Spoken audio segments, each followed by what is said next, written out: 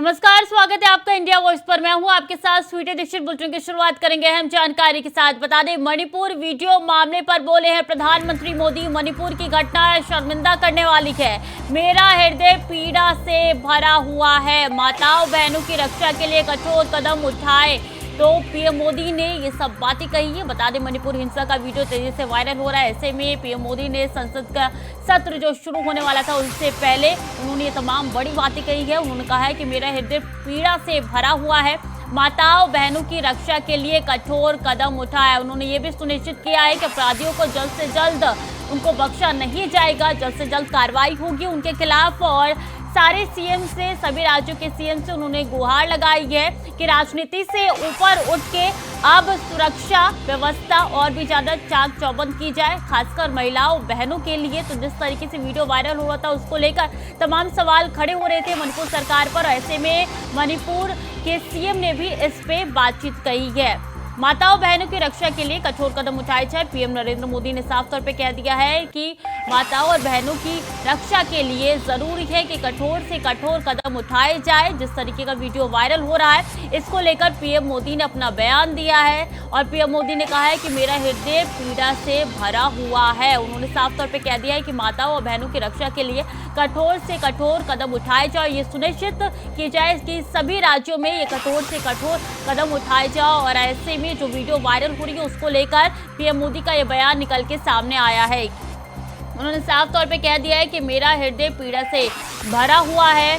अब कठोर से कठोर कदम उठाए जाएंगे अपराधियों के खिलाफ। उन्होंने साफ तौर पे ये भी कहा है कि मणिपुर की घटना शर्मिंदा करने वाली है।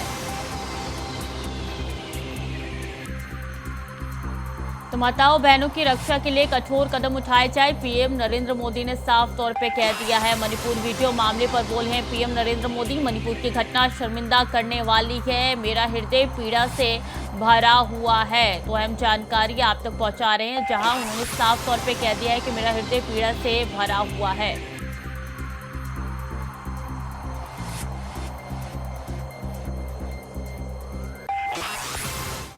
और मणिपुर पर चर्चा के लिए सरकार तैयार है। केंद्रीय मंत्री पीयूष गोयल का बयान निकल के सामने आया है कि सदन में विपक्ष का रवैया सही नहीं है। पीयूष गोयल ने कहा है सदन में नहीं चलने देना चाहता है विपक्ष। मणिपुर पर चर्चा के लिए सरकार तैयार है। केंद्रीय मंत्री पीयूष गोयल का बयान निकल के सामने आया है कि सदन अब नहीं चलने देना चाहता है विपक्ष और सदन में विपक्ष का रवैया सही नहीं है। तो बता दें, मणिपुर हिंसा को लेकर पीयूष गोयल केंद्रीय मंत्री का बयान निकल के सामने आया है कि सदन नहीं चलने देना चाहता है विपक्ष। वो अब मणिपुर हिंसा पर सरकार जो है वो चर्चा के लिए तैयार है। ये साफ तौर पे पीयूष गोयल ने कह दिया है। कार्रवाई को सुचारू रूप से आगे नहीं बढ़ाना है और शायद उनके दिल में कुछ खोट है, उनको परेशानी है कि पश्चिम बंगाल में जिस प्रकार से हिंसा की घटनाएं हुई, जिस प्रकार से छत्तीसगढ़ हो या राजस्थान हो, उसमें नारी शक्ति का बहुत ही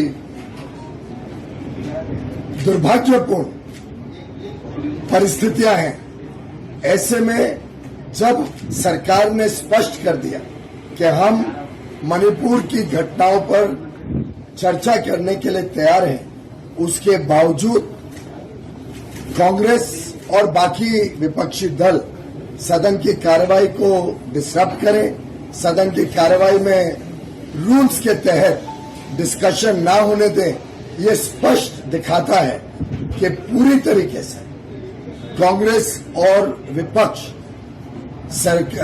सदन की कार्रवाई को चलने नहीं देना चाहती है। और रायबरेली में अवैध संबंध के चलते हो रही आर्थिक शोषण से आहत होकर रेलवे कर्मचारी ने अपने आप को आग के हवाले कर दिया। पूरा मामला भदौखर थाना क्षेत्र के अंतर्गत मऊहारी गांव का बताया जा रहा है, जहां के रहने वाले महेश कुमार रेलवे विभाग में गेटमैन के पद पर तैनात है। आपको बता दें कि रेलवे कर्मचारी पहले ही शादीशुदा है और उसके 3 छोटे छोटे बच्चे भी हैं, लेकिन युवक के गांव के बगल में रहने वाले एक शादीशुदा महिला से अवैध संबंध थे, जिसके चलते युवक उसके घर आने जाने लगा और महिला के घर का खर्चा भी उठाने लगा। महिला का पति बाहर नौकरी करता है। रेलवे कर्मचारी कल फिर ड्यूटी ड्यूटी जाते समय युवक महिला के घर पर गया था, लेकिन महिला का पति बाहर से वापस अपने घर पर लौट आया था, तो दोनों ने मिलकर युवक को धक्के मारकर घर से भगा दिया, जिससे आहत होकर युवक ने अपने घर पर पूरी बात बताई। उसके बाद कमरे में खुद को बंद करके तेल को अपने ऊपर छिड़क कर और आग लगा ली, जिससे कर्मचारी गंभीर रूप से झुलस गया, जिसको आनंद फानन में अस्पताल में भर्ती कराया गया उनके परिजनों द्वारा, और अस्पताल में उसका इलाज अभी भी चल रहा है, जिसकी हालत गंभीर बताई जा रही है।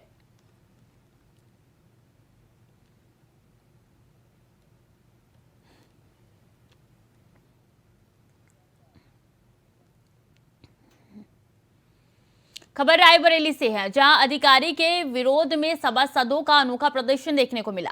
बता दें कि सर मुड़वाकर सभासदों ने नगर पंचायत के गेट पर प्रदर्शन किया। वहीं ईओ अपर्णा मिश्रा पर सभासदों ने अभद्रता करने का आरोप लगाया। ईओ को हटाने की सभासद कर रहे हैं मांग। बीते 2 दिनों से धरने पर बैठे हैं। मामला सभासद पंचायत महाराजगंज का बताया जा रहा है।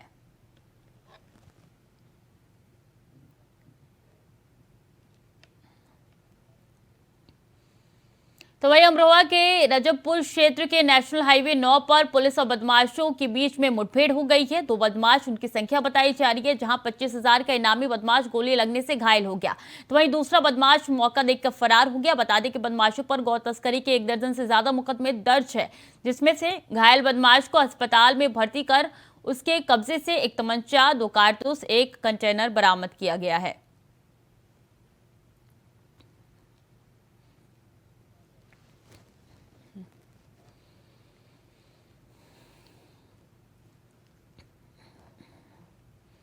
और सिद्धार्थनगर के बांसी तहसील क्षेत्र के भगौतापुर में जिलाधिकारी संजीव रंजन की अध्यक्षता में बाढ़ राहत प्रबंधन और राहत कार्य चौपाल का आयोजन किया गया, जहां जिलाधिकारी ने ग्रामीणों को बाढ़ सुरक्षा को लेकर जानकारी दी, साथ ही कुछ महत्वपूर्ण बिंदुओं का पालन करने को भी कहा। तो वहीं लोगों की रहने और खाने की समस्या को लेकर बाढ़ से पहले ही सभी तैयारियां पूरी कर ली गई है। हालांकि इसके बाद भी किसी भी समस्या की सूचना के लिए बाढ़ प्रबंधन और शासन ने टोल फ्री नंबर भी जारी कर दिया है।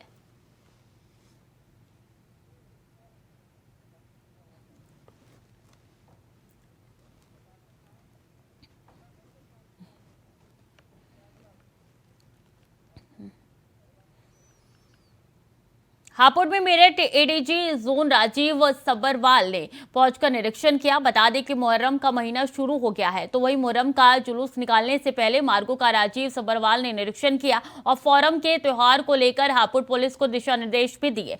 साथ ही साथ हापुड़ एसपी अभिषेक वर्मा की मौजूदगी में शहर के तमाम इलाकों में घूमकर लोगों से बातचीत की।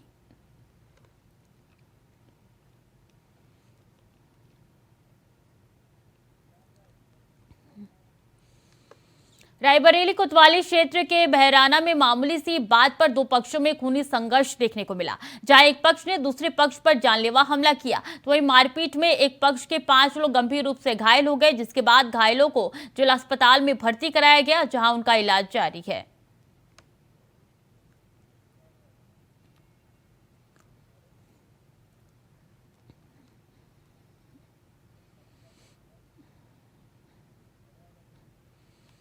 आईजी जोन लखनऊ तरुण गाबा रायबरेली पहुंचे, जहां आईजी जोन ने ढी थाने पहुंचकर पूरे परिसर का बारीकी से निरीक्षण किया। आपको बता दें कि थाने में साफ सफाई और फाइलों के रखरखाव के साथ ही विवेचना के निस्तारण की जानकारी ली। तो वहीं आईजी के साथ पुलिस अधीक्षक आलोक प्रियदर्शी समेत पूरा पुलिस अमला मौजूद रहा।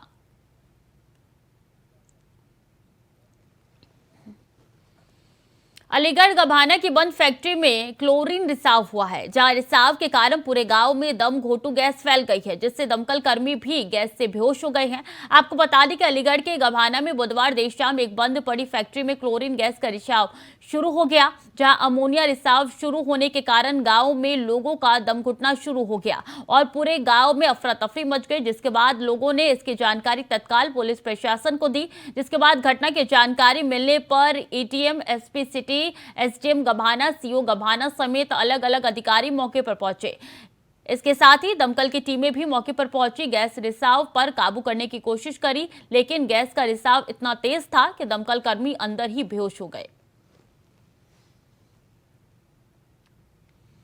तो बता दें कि गांव में गैस रिसाव काफी ज्यादा फैल रहा है। पूरी तरीके से कोशिश की जा रही है कि जल्द से जल्द इसको काबू में किया जाए। जैसे ही दमकल विभाग के लोग यहां पे पहुंच रहे हैं, एक के बाद एक बेहोश होना शुरू कर दे रहे हैं।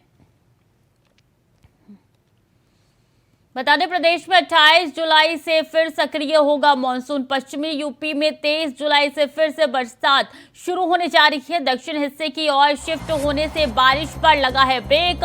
मौसम वैज्ञानिकों ने जताई है संभावना। तेज हवा के साथ बिजली गिरने की भी संभावना जताई गई है। तो पश्चिमी यूपी में 23 जुलाई से फिर से बरसात शुरू होगी और संभावनाएं लगातार जताई जा रही है। तेज हवाओं के साथ बिजली गिरने की भी संभावना मौसम विभाग द्वारा जताई गई है। दक्षिण हिस्से की ओर शिफ्ट होने से बारिश पर इस वक्त ब्रेक लगा है, लेकिन संभावना आगे जताई जा रही है कि बारिश जल्द से जल्द होगी और अब से 2 से 3 दिनों में बारिश फिर से एक बार से शुरू हो सकती है। मौसम विभाग ने साफ तौर पर कह दिया, तेज हवा के साथ बिजली भी गिर सकती है।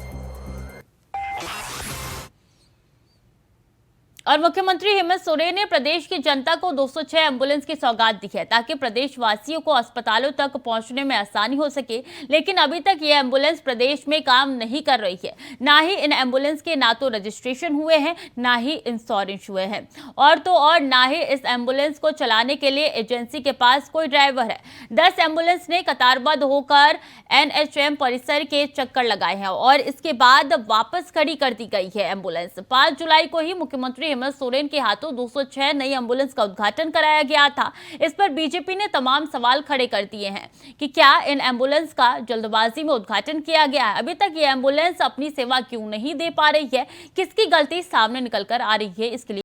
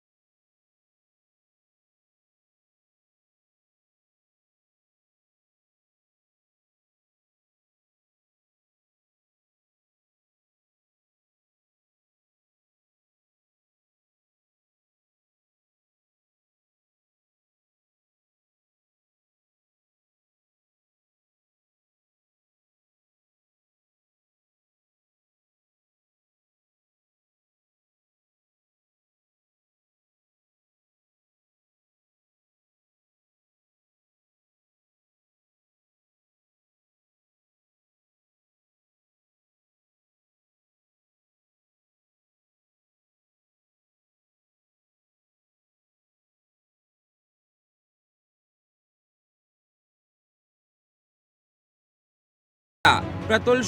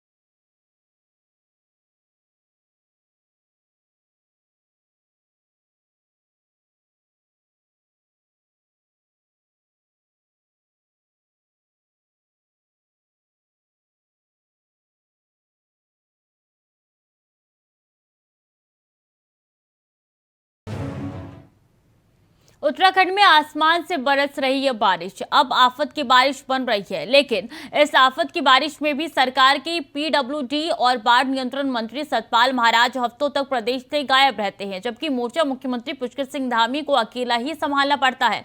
ऐसे में सभी लोग मंत्री को लेकर सवाल उठा रहे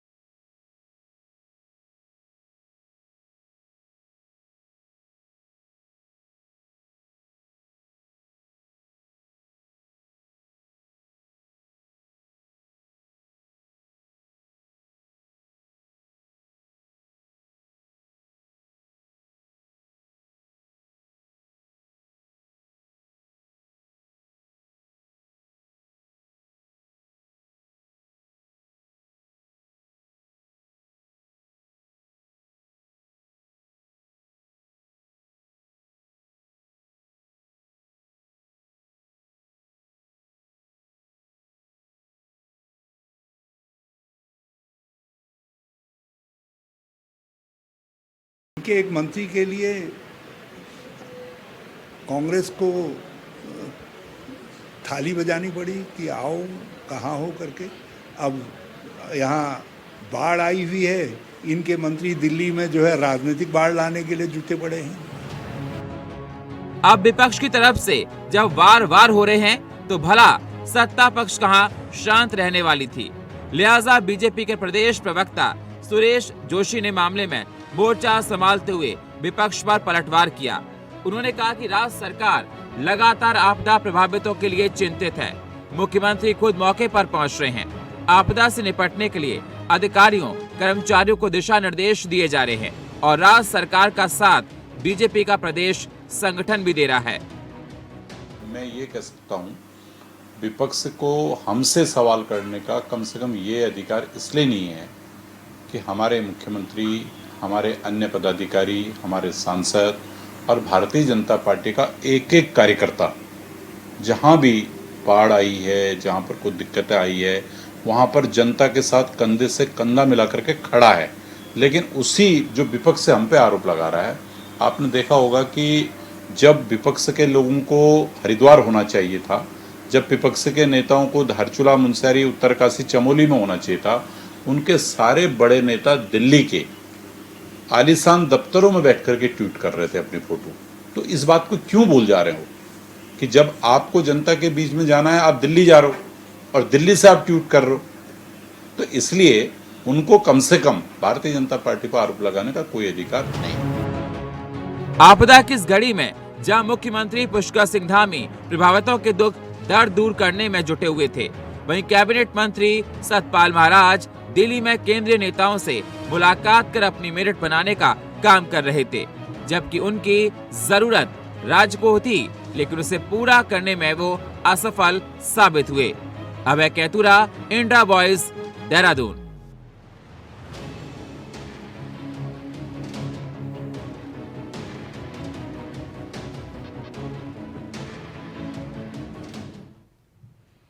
बिहार के उप मुख्यमंत्री तेजस्वी यादव आज गुरुवार को आरा सदर अस्पताल के नए मॉडल हॉस्पिटल बिल्डिंग का शुभारंभ करने आरा आएंगे, जहां डिप्टी सीएम के साथ स्वास्थ्य मंत्री तेजस्वी यादव इस दौरान नवनिर्मित भवन का शुभारंभ करेंगे। साथ ही शिशु गहन चिकित्सा इकाई यानी कि PICU का भी उद्घाटन करेंगे, जिसकी तैयारी जिला प्रशासन और सदर अस्पताल की ओर से कर ली गई है। आपको बता दें कि अस्पताल परिसर में 300 बेड का मॉडल अस्पताल तैयार हो रहा है। फिलहाल इसका एक हिस्सा लगभग 80 बेड का तैयार हुआ है। इसके अलावा 40 बेड के प्री फैब्रिकेटेड अस्पताल का भी उद्घाटन किया जाएगा। इसके निर्माण में 2.4 करोड़ रुपए खर्च किए गए हैं। अस्पताल में फिलहाल 3 OT का शुभारंभ किया जाएगा। तो बता दें 300 बेड के साथ 3 OT का शुभारंभ किया जाएगा और अस्पताल की सौगात देने के लिए आज डिप्टी सीएम आएंगे। आज आरा को मिलेगा मॉडल अस्पताल और इसी के तहत बता दें कि एक और हॉस्पिटल यहां पे खुलने जा रहा है और लगातार स्वास्थ्य विभाग को लेकर कई सवाल खड़े हो रहे थे और ऐसे में डिप्टी सीएम द्वारा यहां पे एक तोहफा या एक सौगात कह ली जाए वो जनता को दिया जा रहा है। तो आरा में ये हॉस्पिटल खुलने जा रहा है, मॉडल हॉस्पिटल ये यहाँ पे 300 बेड वाला हॉस्पिटल ये है और जिसका PICU भवन का उद्घाटन तेजस्वी यादव द्वारा किया जाएगा। और आगरा में यमुना का जलस्तर बढ़ने से बाढ़ जैसे हालात बन गई हैं। तो वहीं पिछले 24 घंटे में 1 फुट से ज्यादा यमुना का जलस्तर कम हो गया है, जिसके बाद नगर निगम एक्टिव मोड पर दिख रहा है। बता दें कि नगर निगम कर्मचारियों ने सभी जगह फॉगिंग करानी शुरू कर दी है। साथ ही फॉगिंग के बाद कल से एंटी लार्वा का छिड़काव शुरू हो गया है।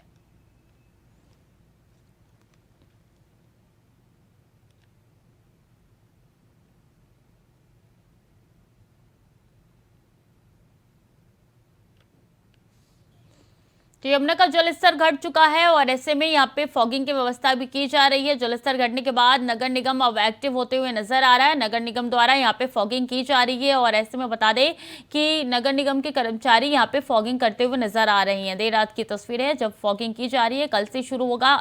इसके बाद एंटी लार्वा छिड़काव और इससे काफी ज्यादा मदद मिलेगी आगरा के लोगों को। और ऐसे में बता दें कि जब जलस्तर बढ़ता है या जब बारिश होती है तब डेंगू का खतरा और ज्यादा बढ़ जाता है।